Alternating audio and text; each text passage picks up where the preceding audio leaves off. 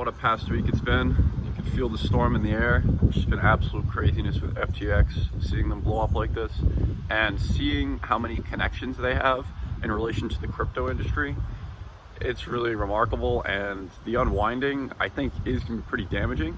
Seeing what's now happening to stable coins is very, very concerning, because I don't think Tether is backed one-to-one to US dollar. So I really think Tether is next in the ecosystem of problems.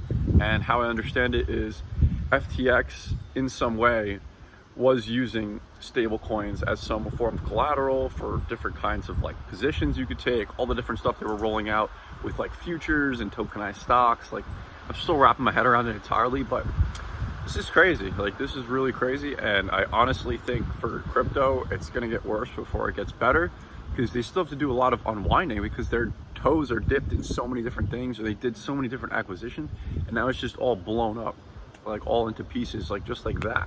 And the craziest part is, of course, I'm not giving you financial advice, I'm only providing my personal thoughts and opinions in this video.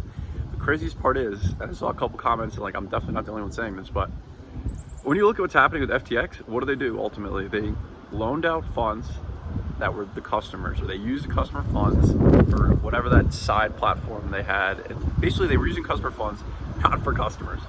So when you don't actually have the underlying crypto to the underlying things on the exchange, and then something like a Binance CEO coming in and being like, things don't look good, everybody starts panicking and pulling out, it uncovers everything you're doing, right? So the scariest part I'm getting at here is that that's what US banks do.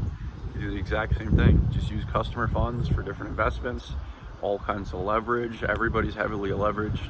Now we're just going into a higher and higher interest rate economy, where a lot of these zombie companies that were able to live for a long time, they just keep going onwards, you know, and just restructuring their debt and retaking debt because interest rates are so low. Now interest rates are high, so bad companies will not survive. It's just the bottom line. But of course, I feel great about GameStop. You could feel however you'd like about whatever you'd like. I'm just really sharing my personal thoughts and opinions. Hope you have a great weekend.